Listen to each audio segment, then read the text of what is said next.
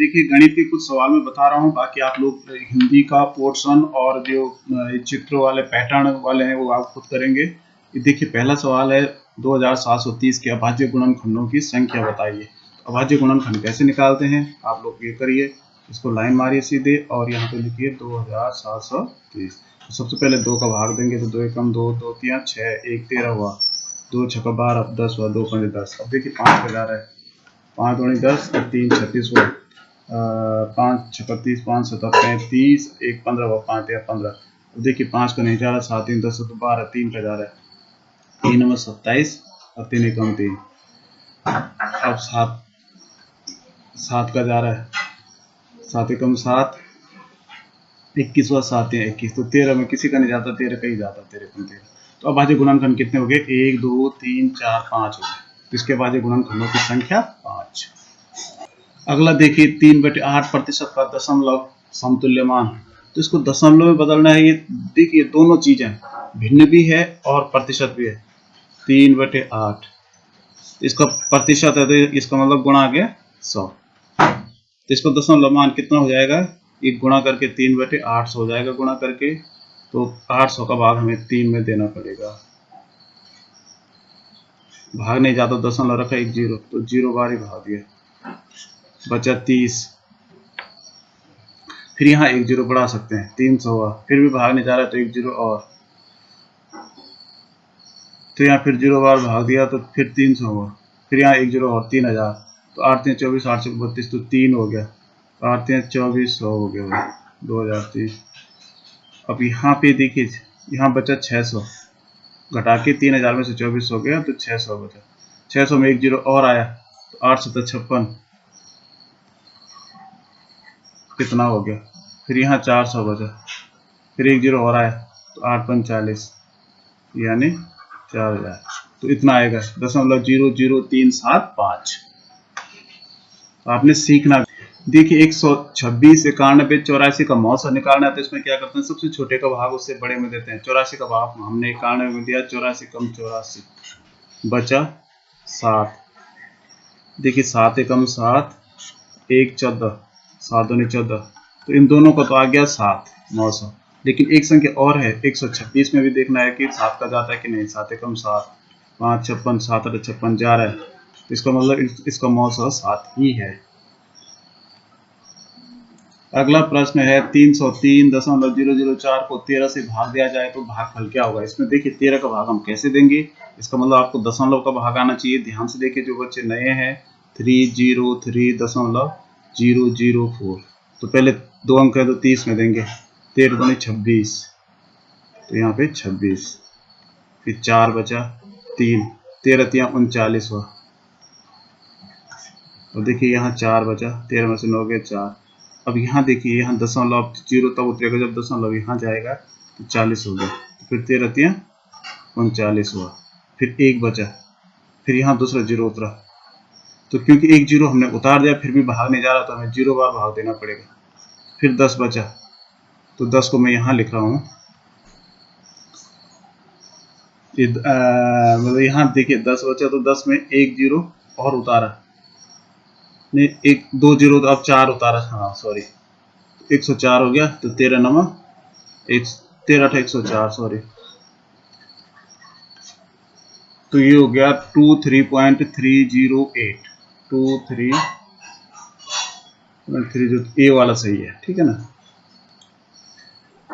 तो इसमें आपने 13 का भाग देना, ये सिंपल है, इसको आप लोग खुद ही करिए, ठीक है। जहाँ पे भाग नहीं जाएगा वहाँ 0 बार भाग देना है, इसको ध्यान रखना, क्योंकि यहाँ देखिए उत्तरों में बीच बीच में 0 भी आए हैं। 13 तिया 39 हुआ, यहाँ पे जरा समझने की बात है, जिसको नहीं आता है तो ये देख लीजिए जरा।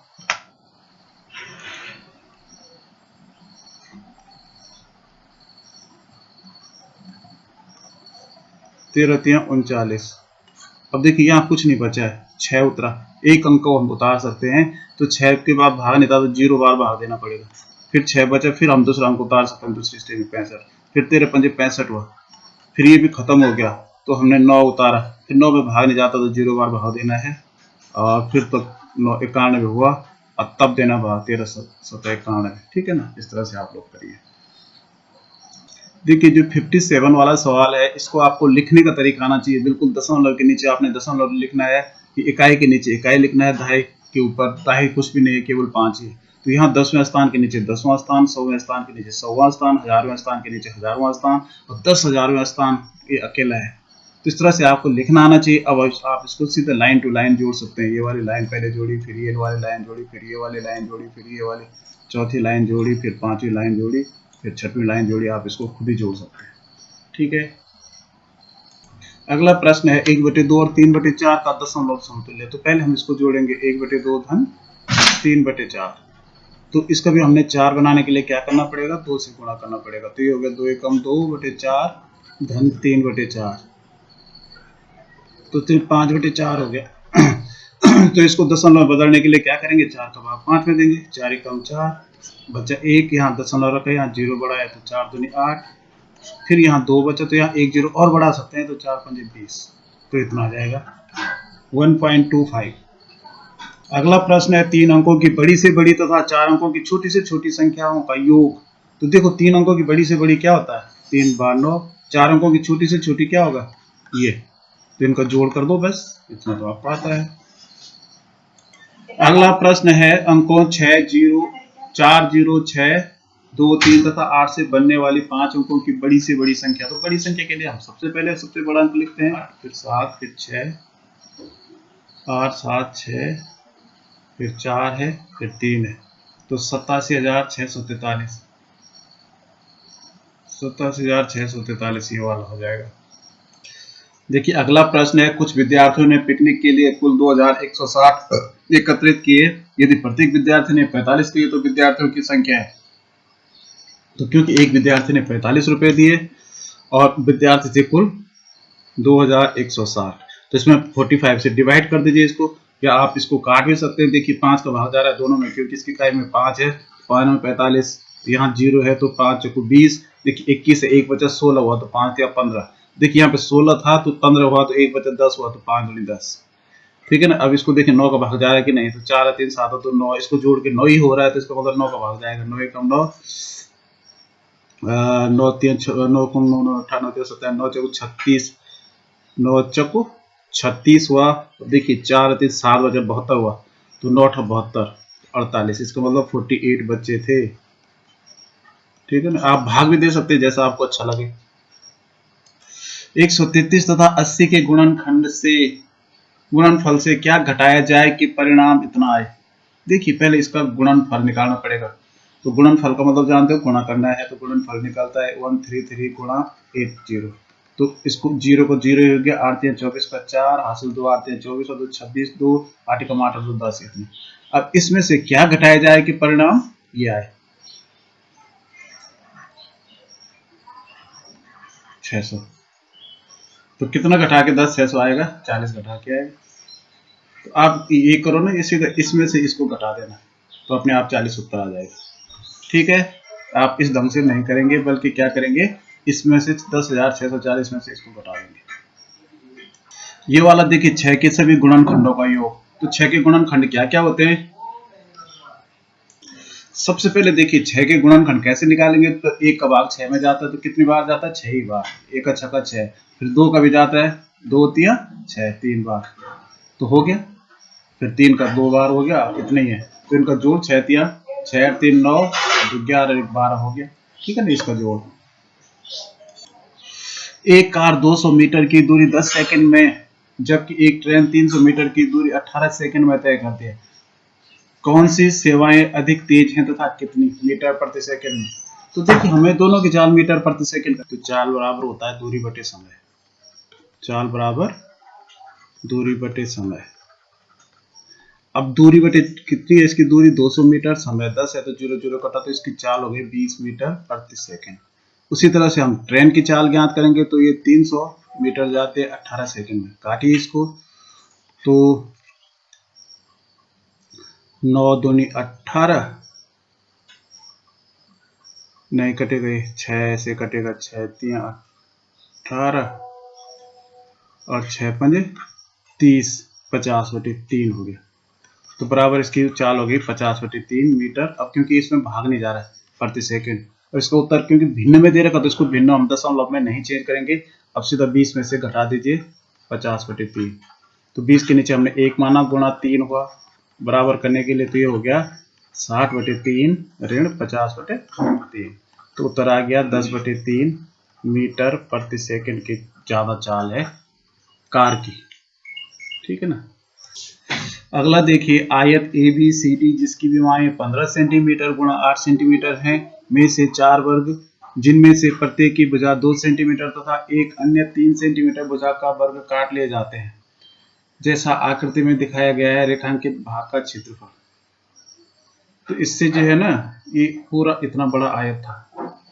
ठीक है, इसको ध्यान से देखिए आप लोग, इसकी ABCD इतना बड़ा आयत है, तो इसकी लंबाई है 15 सेंटीमीटर और ऐसे में है 8 सेंटीमीटर।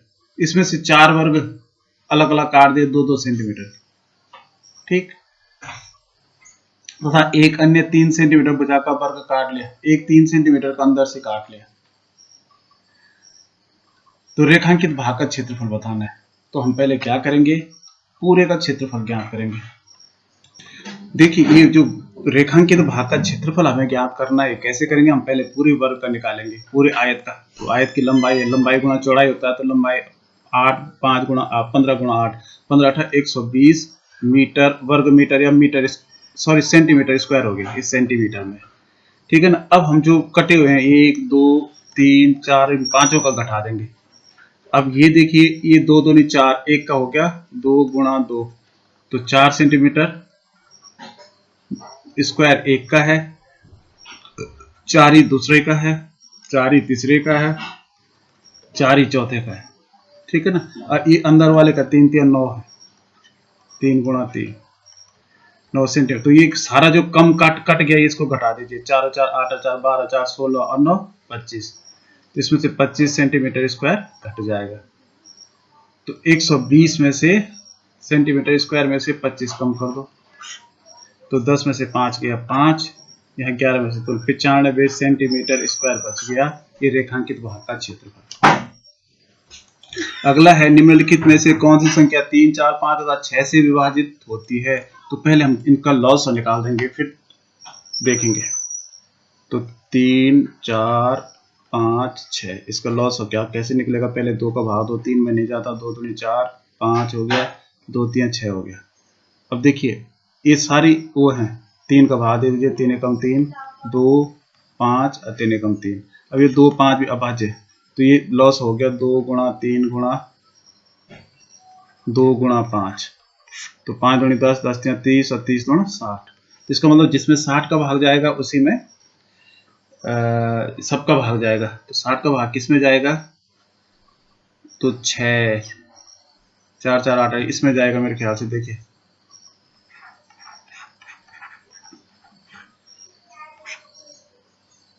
छः दूना 12, 2 से 2 0 का 0, 2 छक्का 12, 120 हुआ, यहाँ बचा 4, यहाँ बचा 2 24, तो 6 चौको 24, 4 बार दिया तो 0 का 0 और 6 चौको 24। देखिए 24 बार जा रहा है, तो यही वो संख्या है जिसमें इन सबका भाग चला जाएगा। देखिए, अगला एक बच्चे को 39.5 डिग्री सेल्सियस का बुखार है, उसका बुखार फ़ारेनहाइट डिग्री में होगा। तो फ़ारेनहाइट में बदलने के लिए इन्होंने पैमाना दिया हुआ है, क्योंकि उसने सेल्सियस दे रखा है। तो हम क्या करेंगे, इसको ऐसे लिखेंगे F-32/180 बराबर C/100।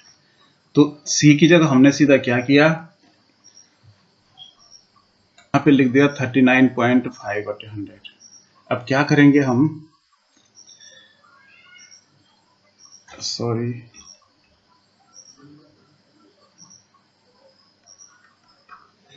अब F-32 बराबर हो जाएगा 39.5/100,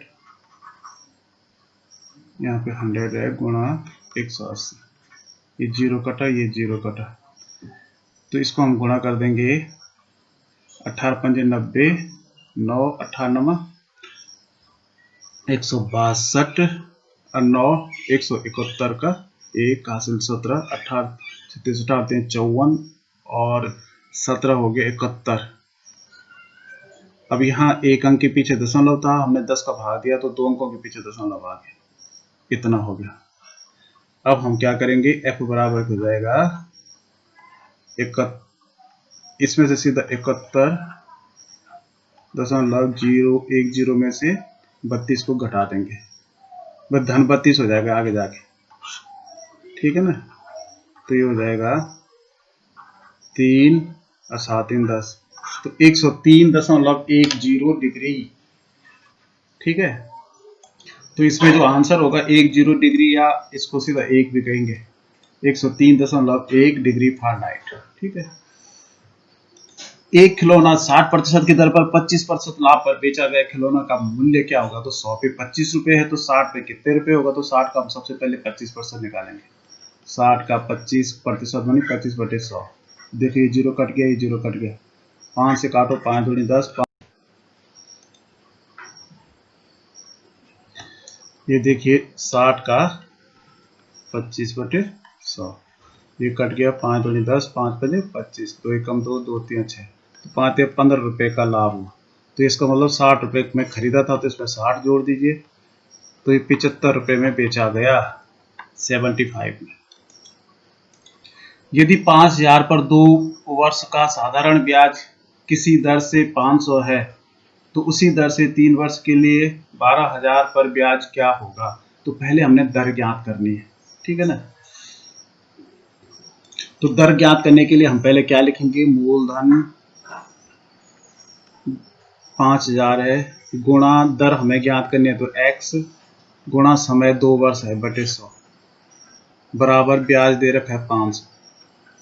तो हमें x बराबर कितना हो जाएगा, 500 ऐसे रहेगा, ये नीचे का 100 ऊपर चला जाएगा, अब बटा ये 5000 ऊपर है तो ये नीचे चला जाएगा, गुणा ये 2 भी नीचे आ जाएगा, तो ये 5 2 जीरो कटे, इसके 2 जीरो कटे, 1 जीरो और कटा, इसका 1 जीरो और कटा, तो 5 कम 5, 5 दूनी 10, ये 2 2 कट गए, देखिए तो ये हो गया 5%। इसका मतलब ये दर थी 5%। तो उसी दर से 3 वर्ष के लिए 12000 पे ब्याज कितना होगा। तो यहाँ 12000 है, गुणा दर 5% है, गुणा समय 3 वर्ष है बटे 100, तो ये 2 जीरो कटे, ये 2 जीरो कटे, तो 5 या 15 हुआ, 15 का 20 का गुणा करो, 15 जीरो का जीरो, 15 दूना 30 का जीरो, हासिल 3, और 15 कम 15 और 3 18, तो इसका मतलब 1800 रुपये ब्याज होगा। अगला प्रश्न है 5000 की 20% की 12% का मान। तो पहले 5000 का 20% आप निकालिए, 5000 का 20/100, तो ये देखिए 2 जीरो कटे, इसके भी 1 जीरो यहाँ से काट लो, इसको गुणा कर दीजिए, 2 जीरो को 0, 2 जीरो को 0, तो 5 10, ठीक है ना। अब इसका फिर का 12/100, सॉरी 12% का मतलब 12/100। यहाँ भी देखिए 2 जीरो कटे, 2 जीरो कटे, तो 12.120, तो इसका मान 120 होगा। अगला देखिए दंड चार्ट में उस दिन कक्षा 8 के विद्यार्थियों की उपस्थिति क्या है। तो कक्षा 8 ये है, इसकी उपस्थिति देखिए, इसका सीधा लाइए आप लोग यहाँ से, तो 30 होनी चाहिए, ठीक है ना, यानी 30 बच्चे उपस्थित थे कक्षा 8। यदि 102.005 को 7.002 से गुणा किया जाए तो लगभग मान। तो देखिए लगभग है, इसमें लगभग से ही गुणा कीजिए आप सीधे, इसको क्या कीजिए, इसको लगभग से कैसे गुणा करेंगे, क्योंकि 102.00005 है, इसका कोई मान नहीं है, तो इसको 102 ही रखिए, और इसको भी 7.002 से गुणा के 7 ही होगा, तो 7 दूनी 14, जीरो में 0 बार 1 आया, तो 7 एकम 7, तो 714 मान होगा इसका, ठीक है ना। क्योंकि यहाँ दशमलव के बाद देखिए 100 10वां 100वां हजारवें स्थान पे, यहाँ भी 10वें 100वें हजारवें स्थान की कोई वैल्यू नहीं होती, इसको सीधा खत्म कर दीजिए। देखिए यहाँ पे इसको सरल करना है, तो सबसे पहले हम क्या करेंगे, छोटे कोष्ठ को हल करेंगे, तो इसको हम बराबर करके वैसे लिखेंगे, 2 गुणा बड़ा कोष्ठ शुरू 42 ऋण, फिर मंझला कोष्ठ शुरू 13 धन, अब इसको 8 दूनी 16 कर दो, कोष्ठ खत्म हो गया 16, तो ये छोटा कोष्ठ खत्म हो गया, तो मंझला कोष्ठ अब बड़ा कोष्ठ बन। अब मंझले कोष्ठ का हल करेंगे, तो बराबर करके 2 गुणा बड़ा कोष्ठ शुरू 42 ऋण, अब इसको हल कर दो, 16 में 13 जोड़ा तो 29, और ये बड़ा कोष्ठपन।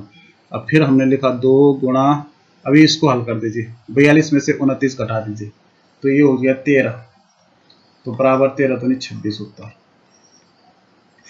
ठीक है, बहुत आसान है। अगला प्रश्न है 12 घन मीटर तेल द्वारा 200 मिलीलीटर वाली कितनी बोतलें भरी जा सकती हैं। तो हमने क्या करना है, 12 घन मीटर का, ये 12 घन मीटर, इसमें भाग देना है 200 मिलीलीटर ml, तो भाग दीजिए। आप पहले इसको घन मीटर को भी मिलीमीटर में बदलना पड़ेगा। तो 1 घन मीटर में कितने मिलीमीटर होते हैं, ये होते हैं 12 गुणा 100 गुणा 100 गुणा 100 इतने, अब बटे 200। अब करिए, देखिए 2 जीरो ये कटा, 2 जीरो ये कटा, 2 एकम 2, 2 छक्का 12, तो 6 को 100 से फिर गुणा करेंगे तो कितना उत्तर होगा, 6 के आगे 2 जीरो 100 के, 2 जीरो दूसरे 100 के, तो 60,000 बोतल भरी जाएंगी। ठीक है ना। ये लास्ट सवाल है, इसकी क्रम संख्या है 25, 50 और 520। यहाँ 25 से 2 27, 27 से 2 29, तो यहाँ पे हो जाएगा 31। होगा कि नहीं होगा।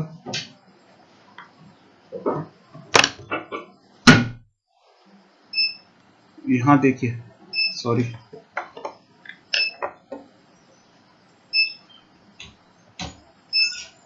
ये 32, यहाँ 50 है, ये 50 है, 54 है, 58 है, 50 से 8 54 4 58, तो यहाँ पे हो जाएगा 4 और 62।